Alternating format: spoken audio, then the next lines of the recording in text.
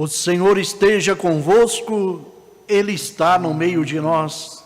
Proclamação do Evangelho de Jesus Cristo, segundo João. Glória a vós, Senhor. Naquele tempo, disse Jesus aos seus discípulos: Agora parto para aquele que me enviou, e nenhum de vós me pergunta: para onde vais? Mas, porque vos disse isto, a tristeza encheu os vossos corações. No entanto, eu vos digo a verdade. É bom para vós que eu parta. Se eu não for, não virá até vós o defensor. Mas, se eu me for, eu vou-lo mandarei. E quando vier, ele demonstrará ao mundo em que consistem o pecado, a justiça e o julgamento. O pecado, porque não acreditaram em mim. A justiça, porque vou para o Pai, de modo que não mais me vereis. E o julgamento, porque o chefe deste mundo já está condenado. Palavra da salvação. Glória a vós, Senhor.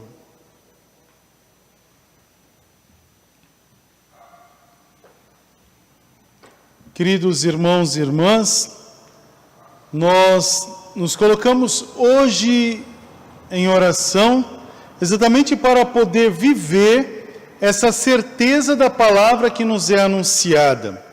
Veja que interessante, já o próximo final de semana, próximo domingo, a Ascensão do Senhor, depois celebramos a realidade de Pentecostes. E veja que aqui estamos vivendo os discursos das despedidas, mas aqui o texto do Evangelho remonta à última ceia, quando o Senhor fala à comunidade. Os discípulos se sentem também afligidos por aquela realidade de tristeza, de separação, de perda.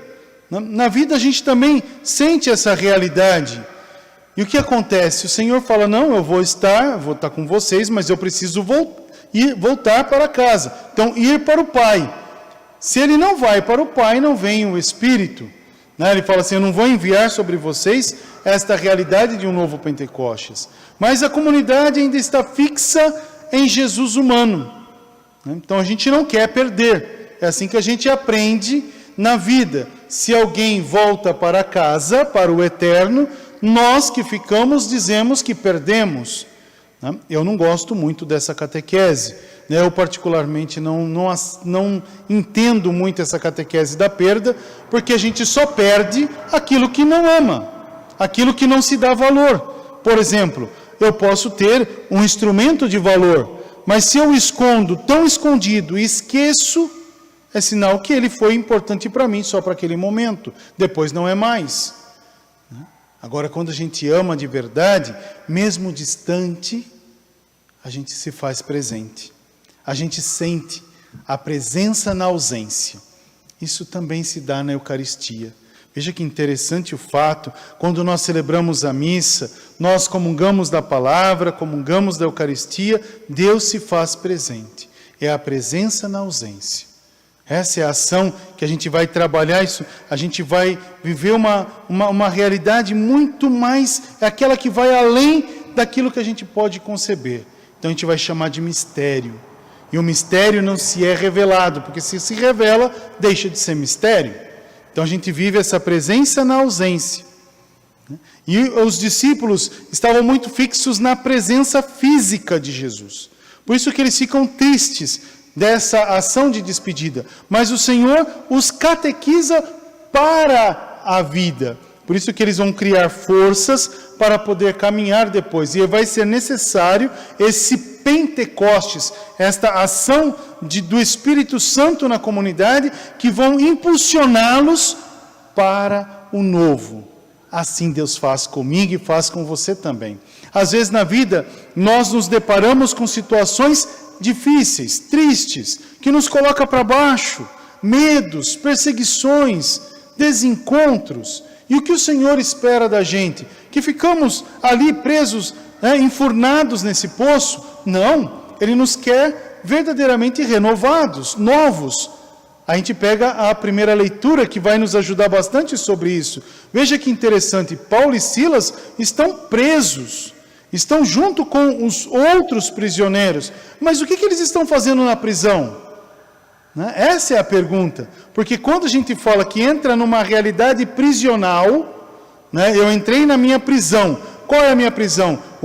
Os meus medos, os meus desencontros, as minhas frustrações. Eu começo a olhar para as realidades do mundo e já fico com medo com as realidades do mundo. Não quer dizer que eu não tenha que ter medo, mas eu tenho que ter precaução. Mas a gente começa a olhar para tantas outras realidades e nos colocamos para baixo. Quantas pessoas hoje se alimentam mais de uma ação depressiva do que de uma ação produtiva, de bem-estar? Parece que a cultura, o mundo te oferece a necessidade da tristeza. E a gente tem que observar as grandezas.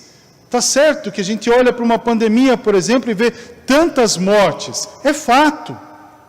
Mas se a gente começa a olhar as vitórias, hoje mesmo foi anunciado, a gente vê pelas reportagens, mais de 100 mil curados. Olha que beleza, graças a Deus. E vamos rezar mais para que muitos mais possam se curar. Essa é a certeza. Aí você pega a leitura e olha o que Paulo e Silas estavam fazendo lá dentro. Talvez eu, preso, deveria de estar vivendo as realidades da ação prisional. Então, a revolta, o medo, a tristeza, a angústia, a devassidão, a falta de humanidade. Eles não estavam preocupados com isso não, meus irmãos. Eles estavam rezando, eles estavam falando de coisas boas, mesmo vivendo as coisas difíceis. E eu digo para vocês, um parênteses aqui, o local da prisão onde Paulo ficou, preso pelos pés, olha que interessante, ainda tem mais esse detalhe, estavam presos pelos pés, Era pequeno, eles não podiam dizer assim, olha, dá para desamarrar um pouquinho que eu vou no banheiro e já volto? Não, era tudo ali mesmo. Aí a hora de comer, ali mesmo, estava preso, não podia sair dali. Imagina você, preso nessa mesma realidade de São Paulo e Silas, o que você ia fazer? Você ia também louvar a Deus, vivendo nessa realidade podre, triste, desumana? Olha o que eles fazem, eles não perdem tempo em ficar presos na ação pejorativa. Eles vivem a alegria, eles começam a buscar força em Deus. Então te convido, meu irmão e minha irmã, busca força em Deus. Está difícil, não suporto mais. Olha para os nossos primeiros irmãos na fé. Olha para São Paulo, para Silas, olha para todos os outros. O que eles fizeram dentro da prisão? Catequizaram, gente. Eles catequizaram os prisioneiros, ao ponto de até o carcereiro, quando o Espírito desce, quando o anjo vem, quando tudo se abre, e o homem fica atônito de medo, e quer tirar a vida para se livrar, o que Paulo fala? Calma, nós estamos aqui. Fica tranquilo. E esse homem é convertido pela fé dos nossos irmãos, abre, sai, e o carcereiro e toda a família se tornam batizados. Olha que grandeza de Deus. Às vezes a gente fica mais favorável às prisões do nosso eu, dos nossos medos, e esquece de viver esse tempo de Deus. Olhar para a realidade difícil é fato, mas buscar tirar dessa realidade o novo é vontade. Então, que o Senhor nos impulsione para isso. Por isso que na leitura do Evangelho, na mesa da palavra, foi proclamado assim, que os discípulos não estavam entendendo, e Jesus Cristo falou, olha, eu vim mostrar 3 coisas, o pecado aqui, porque não estão acreditando em mim, mas eu vou mostrar a justiça, porque eu vou para o Pai, eu vou mostrar essa verdade revelada, e depois eu vou trazer para vocês a dimensão do amor. né? Deus dá o amor. Agora a gente não pode ficar preso nas nossas mesmices, nos nossos medos. Coragem, acredita, vai, né? Essa é a parte importante. Deixa o Espírito agir, né? Acredite, e Deus faz nova todas as coisas.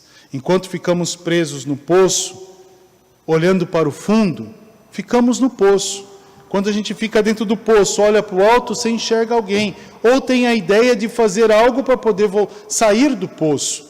Então peça o Espírito Santo, esse aí vai ser essa corda que vai descer até você e vai te ajudar a subir, a sair dessa realidade difícil. É por isso que nós rezamos e pedimos sempre, Senhor, né, pela intercessão de nossa Mãe Santíssima, né, carinhosamente ela está aqui, nossa Mãe Santíssima, nos ajuda, fala com teu filho. Então reza, peça intercessão. Eu posso rezar direto para Deus.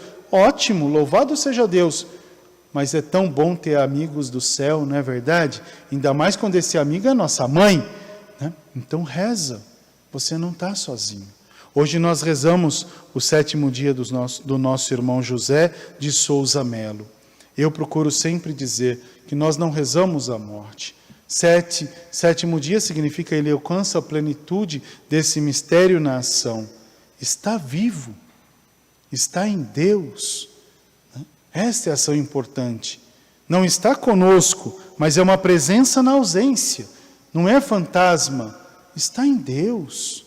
E nós temos que louvar a Deus, porque o nosso irmão voltou para casa. Um dia seremos nós, e oxalá se nesse dia tivermos a mesma alegria de poder sentir o carinho da família. Estão rezando por mim, para que eu nunca esqueça de rezar por eles. Olha que ação bonita do céu, a alegria do céu, a Jerusalém do alto, que celebra o mesmo mistério que celebramos na terra, que nos unimos num único mistério de fé. Essa é a ação importante, os nossos irmãos. Então nós rezamos a vida. Nosso irmão, né, não morre, está em um outro lugar, está na eternidade em Deus. E nós que aqui ficamos, temos que acreditar, temos que proclamar, agradecer a sua vida temporal, mas muito mais, agradecer agora a vida eterna a Ele concedida. Que o resplendor da luz perpétua brilhe sobre Ele, que Ele descanse em paz, e os nossos irmãos falecidos também. E que nós que aqui ficamos, que possamos ter coragem, aquela coragem que estava no coração de Paulo, no coração de Silas, aquela coragem que nós chamamos de Espírito Santo, que recebemos pelo nosso batismo e nos foi confirmado pelo nosso crisma, e a vivemos sempre quando celebramos em Eucaristia. Que essa força nos conduza para frente e que a gente possa viver a graça de Deus, agradecendo a Deus sempre pelos seus bons feitos e pedindo sempre a alegria, para não perder a esperança.